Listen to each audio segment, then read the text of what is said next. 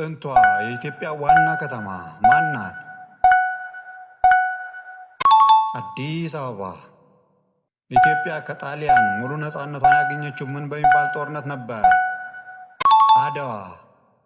የኢትዮጵያ ብሔራዊ ምልክት ሆኖ ሲያገለግል የነበረው የትኛው ነው?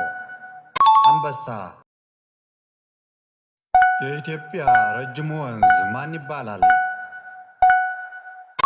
አባይ ወንዝ። የኢትዮጵያ ዓመት ስንት ወር አለው? 13 ወራት።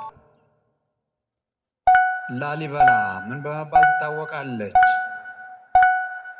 የድንጋይ ቤተ ክርስቲያን ያለባት ከተማ። ቡና የተገኘው የት አካባቢ ነው? ከፋ። ኢትዮጵያ ለዓለም ለመጀመሪያ ጊዜ ኦሎምፒክ ያሸነፈችው በምን ነበር? በማራቶን። የኢትዮጵያ ረጅሙ ተራራ ምን ይባላል? ራስ ደሸን ይባላል። የኢትዮጵያ ትልቁ ሐይቅ ምን ይባላል? ጣና ሐይቅ። የኢትዮጵያ ጥንታዊ ፊደል በቁጥር ስንት ናቸው? 33 ፊደሎች። ኢትዮጵያ ለዓለም አቀፍ ድርጅቶች ዋና መስሪያ ቤት የሆነችው በምን ምክንያት ነው? ቀይ ግዛትን አጥብቃ ስለምትቃወም። ኢትዮጵያ በዓለም አቀፍ ደረጃ ቡና አምራች መሆኗ ይታወቃል። ስንተኛ ናት? 6ኛ።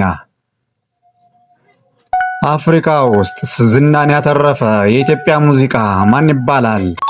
ኢትዮ ጃዝ። የአክሱም ስልጣኔ ማዕከል የነበረው የአክሱም ኤምፓየር። ኢትዮጵያ ለዓለም ቀረጥ ፍሪ የምታስገባው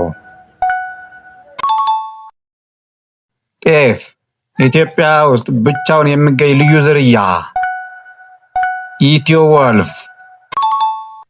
ኢትዮጵያ ውስጥ ጥንታዊ ዩኒቨርሲቲ ማን ነው? አዲስ አበባ ወይም ኃይለ ሥላሴ ዩኒቨርሲቲ። ኢትዮጵያ አፍሪካ ውስጥ የቱን የዓለም አቀፍ ደረጃ አሳካች? የኢትዮጵያ አየር መንገድ። ሐረር ከተማ ለምን ለዓለም ቅርስ ሆነች? የእስልምና ቅርሷ። ስለተከታተላችሁ እናመሰግናለን። እንደዚህ አይነት ትምህርት አዘል ቪዲዮ እንዲደርሳችሁ ዩቲዩብ ቻናላችን ሰብስክራይብ ማድረግ እንዳትረሱ።